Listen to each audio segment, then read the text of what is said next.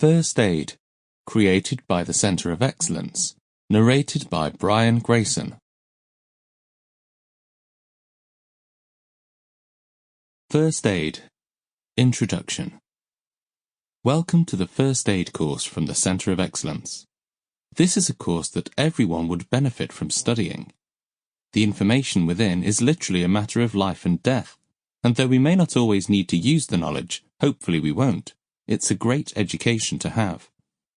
First aid training will equip you to know how to react if the worst happens. It's the knowledge of how to deal with someone who collapses, cuts themselves, or gets hurt in another emergency situation. We teach the course in a format that will help to instill the facts in your memory and pull them out if you need them.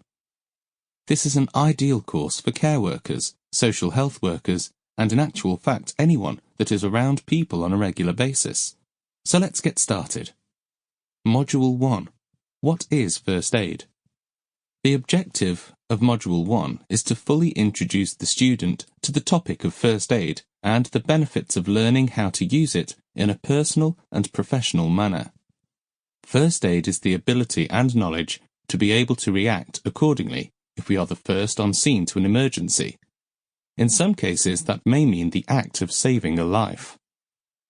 Basic first aid training is often offered to members of companies, organizations, and corporations, particularly when they work in a customer-facing role.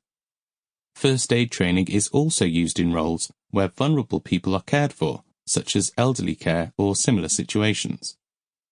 The role of a first aider is to carry out any necessary physical procedures, but it is also vital that they do not panic. The better you are aware of the procedures we teach in this course, the less likely you are to panic. With knowledge comes self-control and general control of a usually worrying situation. 7-step reaction. There are 7 steps to your role as a first aider. St. John's Ambulance use these steps when teaching the suitable reaction to an emergency situation, which are described as following. 1. Assess the situation quickly and calmly. Safety. Are you or they in any danger? Is it safe for you to go up to them? Scene. What caused the accident or situation? How many casualties are there? Situation. What's happened? How many people are involved and how old are they? What do you think the main injuries could be? 2.